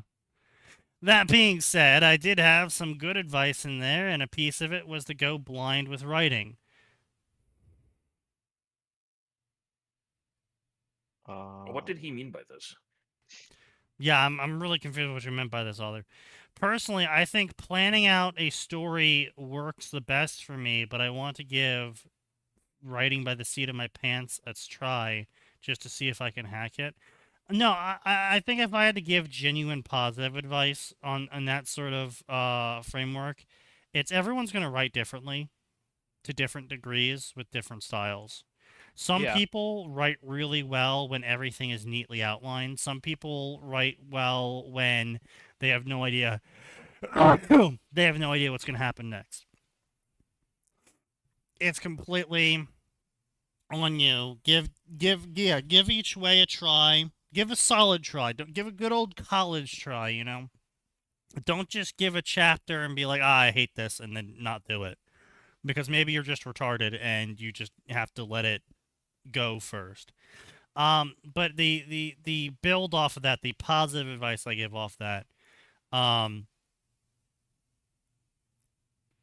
whether you're planning it, if you're planning it, be okay with things changing from the plan. There is no perfect plan. You can plan everything down to the sentence, but until you actually write the story, it doesn't mean anything. Mm-hmm. And if, as you're writing the story, you realize that this would work better if you do this, this, and this instead of this, and that, change it. Yes, that Yeah. does make the rest of your outline completely useless. Change it. You only learn by doing, and until you write, no plan is ever going to be 100% successful. On the flip side, if you are a fly by the seat of your panther, totally fine. But structure it a little. Aim in a direction. You are playing Toss the Turtle. You want to bounce as far as possible. Yeah. So don't just fucking fire off in every direction. Figure out where you want to go. I want to write a story where, you know, I end the story where I dab on everyone. Okay, cool. So what does that? Do those things. Yeah. I was gonna say it's fine if you don't have the middle figured out. If you want to kind of make the middle as it comes to you, and but right, I can't stress this enough. One of the most important parts of writing is you need to understand that for every 100 pages you write that are going to see the light of day, or at least that you intend to see the light of day, right? Some of them may or may not happen because of editorial decisions you Have to make be later efficient. on. But, and I can't stress this enough, you got to have so much supporting world building to make a coherent, cohesive narrative Yeah. where decisions matter, right? Well, not only that, right? But it's so important. Yeah, it's just so important that you know, right? Okay, right. For all that I dislike Harry Potter and how overblown it is, True. right? The Statue of Secrecy, that's a piece of world building. Yep. Why does the Statue of Secrecy exist? Because in real life, we burned, killed, and maimed a whole lot of people who said they were magic. So why does the Statue of Secrecy exist? Well, we would like to not be burned, killed, or maimed, said the wizards. Okay, fine. Right? That kind of stuff. Why is it there? What are the consequences for it? Why does it exist? The people reading your book don't necessarily have to get all of that, but Yeah. you, the You author, should. Well, it's like I told Gray, right? Because he's thinking about writing an original story. And he was telling me some stuff, and he didn't know how to structure it. And I was like, look, you got to break it down into 3 things. 1, how the characters in the world who are part of this organization see the organization. How the public in the world sees the organization. And then how you know how everything works. Like, you need to break those into 3 separate knowledge pools. Yeah. Right. Right. And you need to break your knowledge down into those 3 pools. What is going to be solely for you, so you always know the superstructure of the story? What is going to be information that is only going to be limited in what's given out, when it's going to show up, and the relevance of it? And then what is going to be what the readers will generally know, and what the audience in general is going to be reacting to when, you know, say this character shows up. And yes, I've seen the Brandon Sanderson outliner versus explorer speeches before, and Which, you know, like honestly, I said, it's not the worst. no, not the worst. And it's like I said, basically, what he doesn't say in those speeches, and I've criticized this before, is the outliner needs to learn to accept spontaneity. Not so much as try and force it, but if it happens, then it's okay. You don't have to fucking hammer it down. Yeah, I The would say explorer needs to an accept important part of writing. structure. Yeah, an important part of writing, right? If you're the outliner, an important part of writing is you have to realize that as you write a story, your characters might change as a consequence of what you are writing and exposing them to, right? As you the best writers, and I'm not saying everyone's going to be this way, right? But Well- much like Michelangelo said that I don't sculpt anything, I free the sculpture from the stone, right? Is it corny? Yes, but there's a grain of truth in there, right? When you as an author are writing a story, there are going to be things about your characters that your characters over the course of a narrative will reveal to you as you write it. You Well, might yes, anyone but who's no. done a lot of D&D might be more familiar with it of, right, you go in with a plan for your character, right? And you might right, you'll get a pivotal moment. You end up in a story or in a moment and you see, aha, I know exactly what this character would do. And you're not thinking, what would I do? You're thinking, and I'm just going to steal one of Sneaky's character names here, what would Old Man Henderson do? Right, sure. Yeah, no, and it's also genre dependent though, and that's the other thing that I don't think Sanderson actually talks too much about, because he doesn't really write outside of the genre that he already writes in, and Yeah, so he doesn't really talk he's about largely fiction with dips into sci-fi. Well, not just that, but it's also like the action adventure flavor that he writes is kind of Oh, okay, yeah. I see. Yeah. because it's like Dragon Ball Z. Yeah, he doesn't really Naruto. do like mystery or intrigue. Bleach. You don't need to have really deep characters for these kind of actiony adventure stories. Like, more emphasis on the action.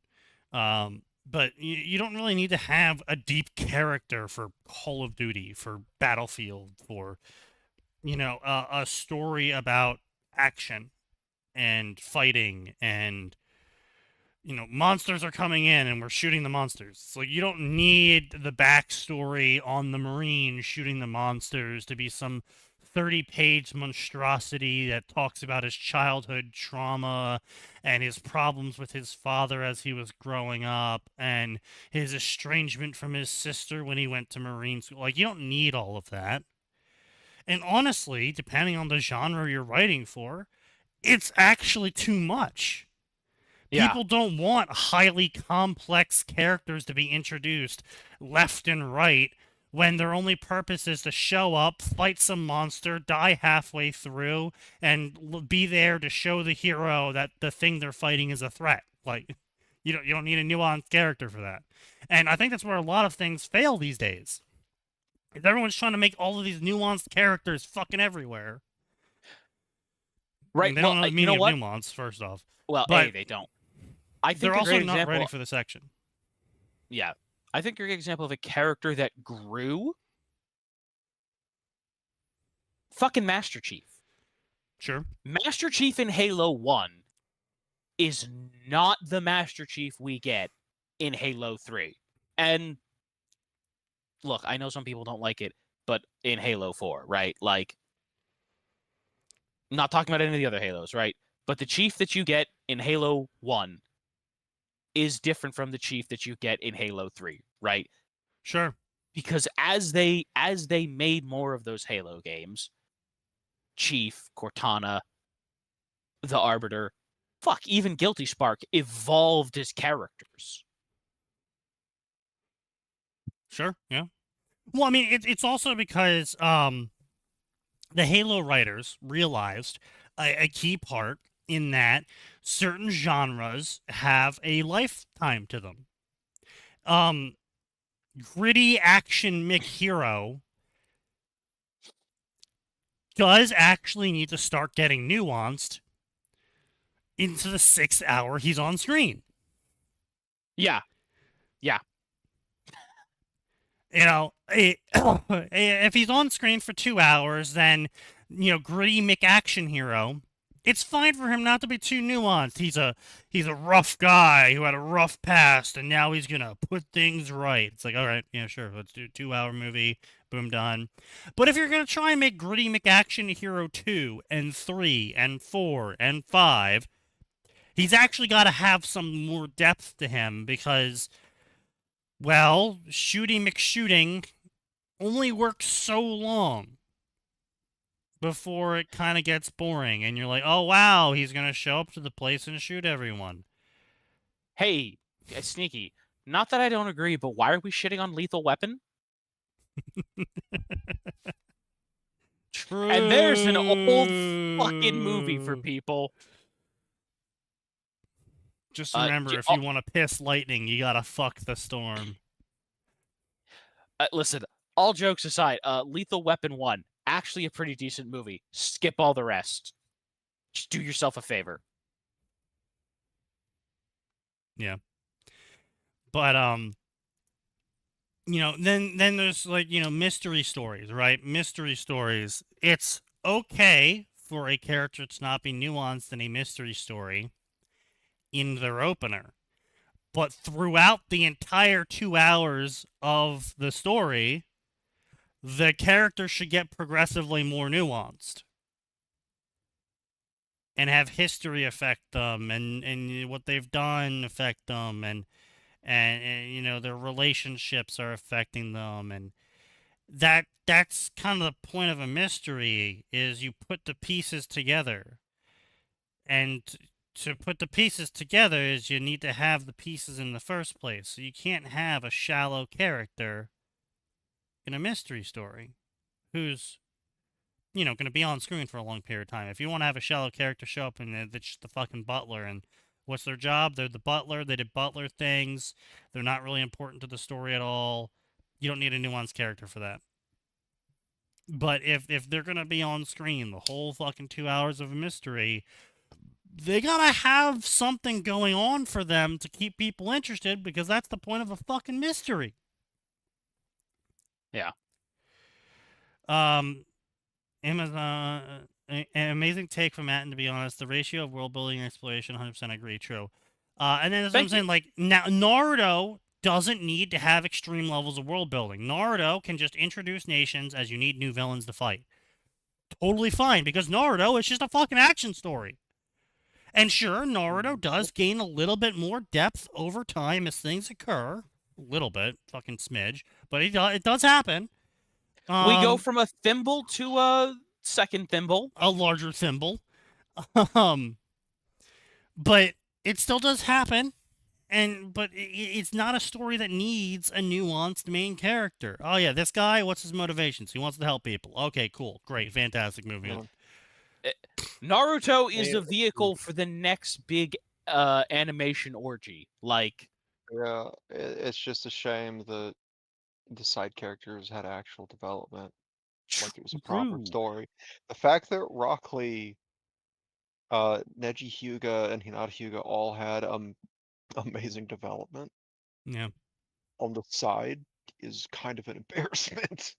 And then Iruka, they best kill supporting him. character, changed my mind. Rock Lee and Might Guy are the epitome of the lessons Naruto Part 1 was trying to impart about how hard work is just as important as natural talent.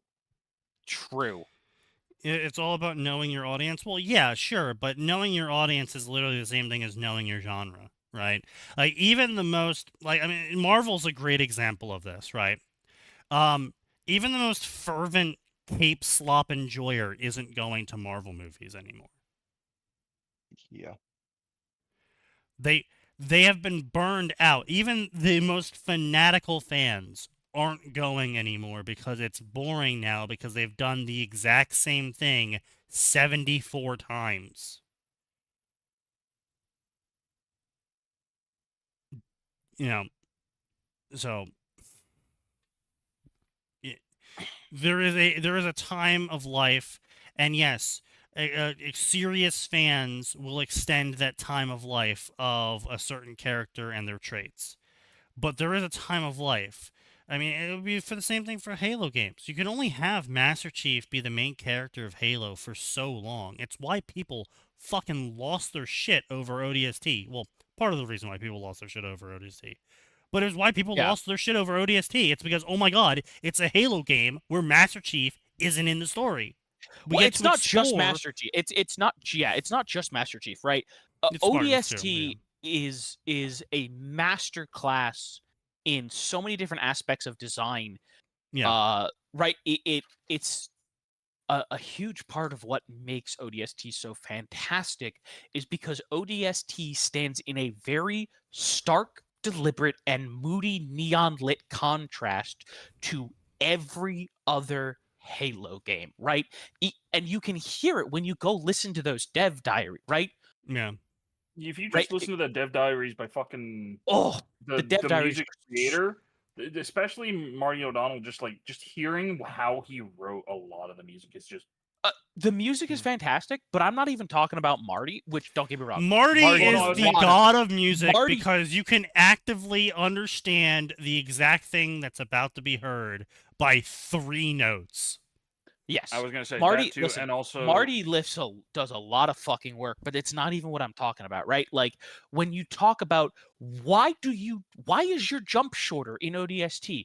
Because you're a normal fucking person. Why is your melee weaker? You're a normal person. Right? And of course they why made can't I some dual wield? concessions. You're a normal fucking person. Why can Yeah. I? Wait, I can still lift this turret though. I'm gonna. That's some coding bullshit. Don't worry about it. But they're right. But here's the thing: they do a good job of that, right? Yeah. And it's not just the tone of what you experience, of what you, the player, experience, but what the characters experience, right? Going through the streets of, and because Sneaky was touching on this with exploration, going through the streets of New Mombasa, picking the order in which you want to explore the story, having that be freeform, having it all make narrative sense is so wildly different from everything else that you got in the fixed set level structure of 1, 2, and 3. Well, And not of only course- that, right?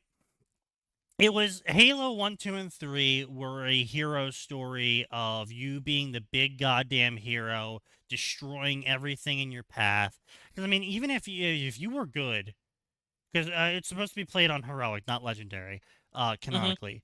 If you were good as Master Chief in Halos 1, 2, and 3, the game's almost effortless on heroic if you were actually good. And that's basically how it's supposed to be viewed as what's going on. As far as I'm You're aware, they supposed to run said into a few things that are challenging, like, yeah. oh fuck, that's an elite major. Oh Yeah. shit. But as far as I'm aware, correct me if I'm wrong, you guys know more about ODST because you played it way more than I did. I just paid a lot of attention to a lot of the narrative bits. Legendary was the canon difficulty. Subject. Legendary Legendary is the no. canon? Legendary is heroic. only the canon. Yeah, it's heroic and everything except for ODST and Yeah. for Reach. Reach That's what I'm and saying. ODST are considered legendary. Yeah, legendary. That's what No, I'm saying. no, Though wasn't- is Wasn't ODST still heroic? I don't know if they said that.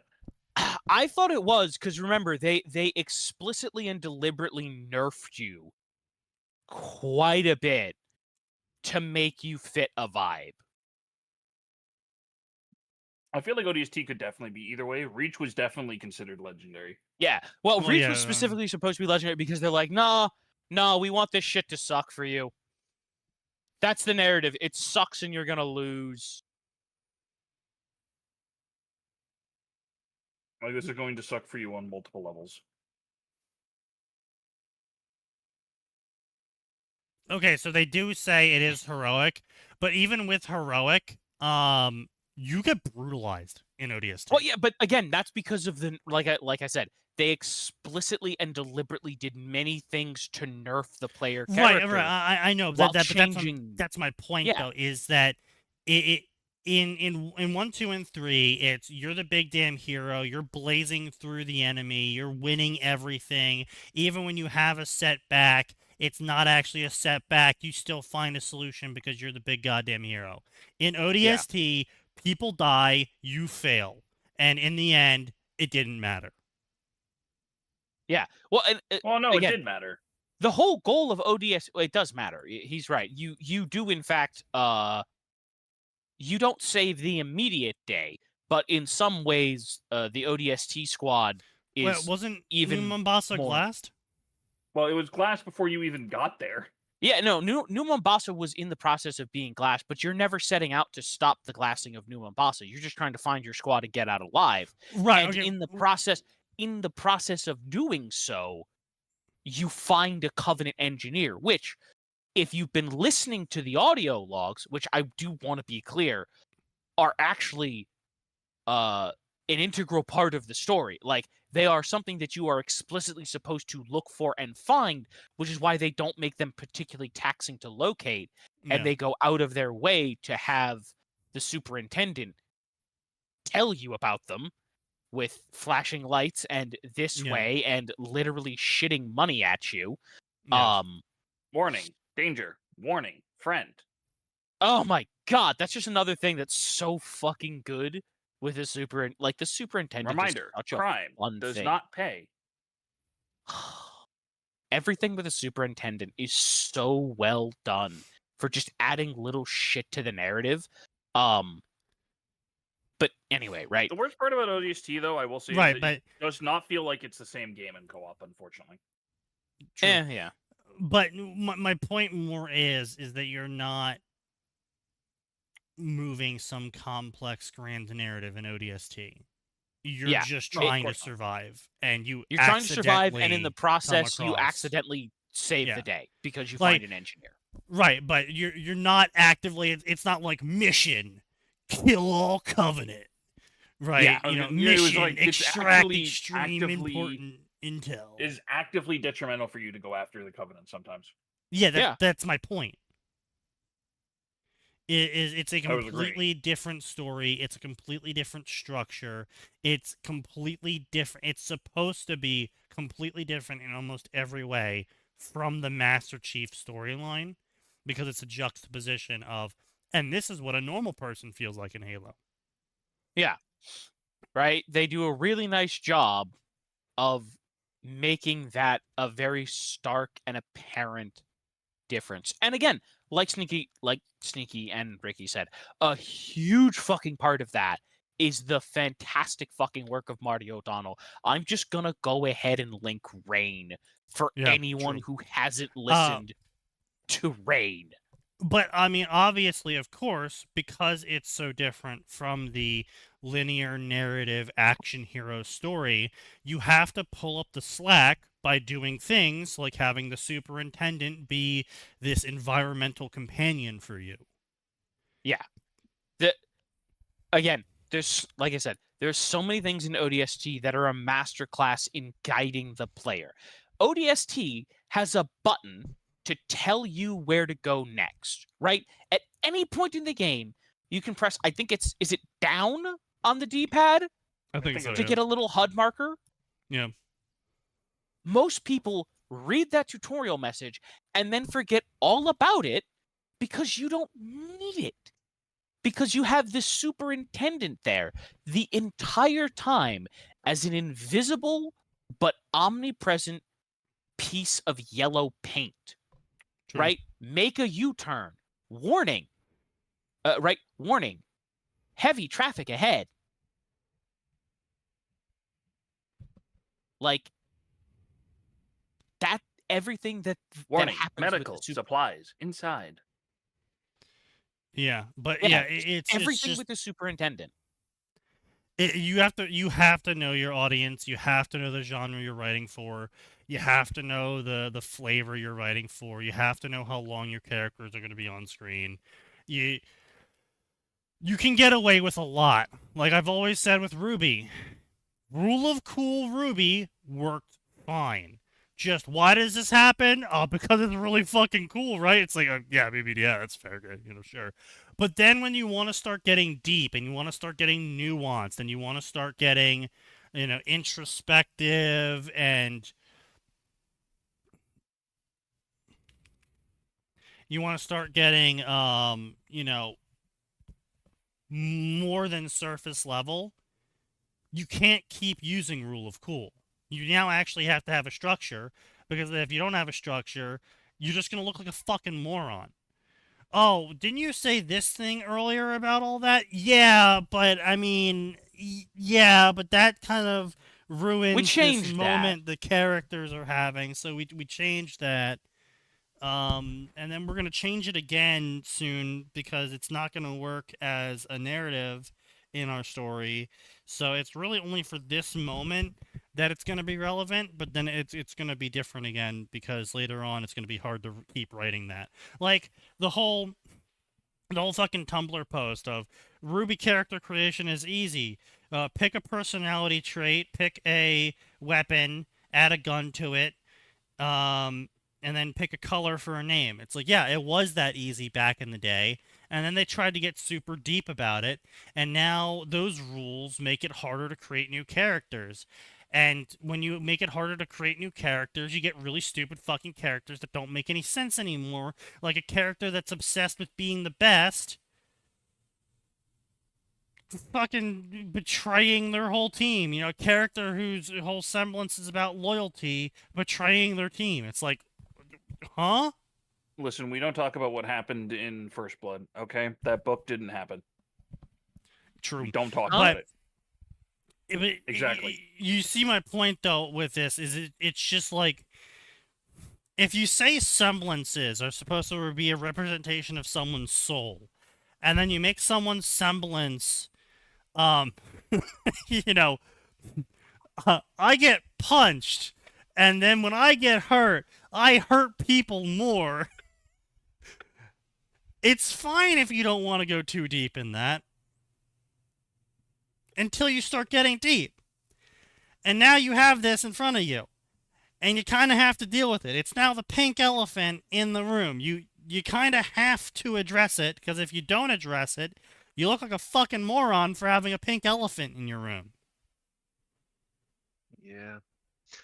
They really could have just fixed that with like, we don't know what causes semblances to happen, they just do. Yeah, they didn't have to make it be some personality thing. And that's the thing though, right? Is it was great early on because all you needed to look at someone's semblance and be like, "Oh, that's their personality. Okay, I don't need, a whole episode to flesh out their personality. I don't need to have scenes that focus on just them taking up screen time. All I have to do is see their semblance to know their personality." That is a fantastic way. It's a cheat code for screen time. It would have been a good cheat code for a 2-part movie series, each Yeah. being an hour and a half to 2 hours long. Yeah. Unfortunately, they dropped the ball. Because I'm gonna be honest, I still don't know what Sun's semblance is supposed to represent with him, aside from that was part of Sun Wukong's legend, being able to make temporary clones of himself. That's it. Do everything he could. Yep, that's it. And That's guess what? it was. So, If they'd just stuck with that, it'd have been fucking fine. But they tried to get deep. They tried to get deep. They tried to And get here's the you thing. don't need would've to been be deep. Fine. Yeah. Good. Sorry, Max. Honestly, they already had all the depth they needed with a simple story of good versus evil. Exactly. And they even keeping the fact that the shadow war between Salem and Ozpin is literally just a married couple who hasn't signed the divorce papers yet, True. dragging the whole world into it, could have been kept. But no, they wanted to be philosophical. They wanted to show their writing chops. They wanted to make use of anime homework that Monte gave them that they clearly didn't absorb Ugh. at all.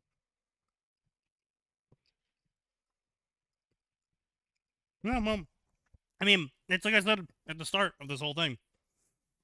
There's too many people who see something and don't understand why it's successful, and instead just copy and paste it. Unfortunately. I get it. Look. Too many people have the opposite problem. Too many game devs, for example, are obsessed with reinventing the wheel. Everyone wants to reinvent the wheel. We already know what a wheel is. We already know the kind of wheels that work. You don't need to reinvent it. You can just use one of the working wheels. Yeah. Yeah, As you I know- replied to the meme Sneaky sent me, that's a nice looking wheel. I'm taking it on my way out the door. You don't need to reinvent everything. But you do need to understand it. It's important for you to understand what the wheel is and why the wheel makes things work. You don't have to reinvent. You don't have to make the rhombus. Okay? You're just making a Well, shitty wheel. You know what it is? It's like if someone made a carriage, but just placed the wheels like on the walls of the carriage, thinking that putting wheels on something is what made things move forward. Mm, Mhm. Yeah. Very orky logic there. Well, so there's a lot of people out there that are like that, which is, take the wheel from Unfortunately. it. Anyway, it is Yes, 10 it's 10 o'clock. So, on a Gentlemen. weeknight. here is your mission tonight, gentlemen of the audience. Find And and ladies. obtain reading curriculum book lists. And we will go over them on Friday. Oh boy. Hooray. I Whatever would you say wanna you need see to it. get them to us by Thursday so that we can at least take a look at You gotta those get 'em to stories and be us. like, what are these? But anyway. No one won the bingo! No. So no one gets a star. Now be gone, thoughts. For there is always more. And it always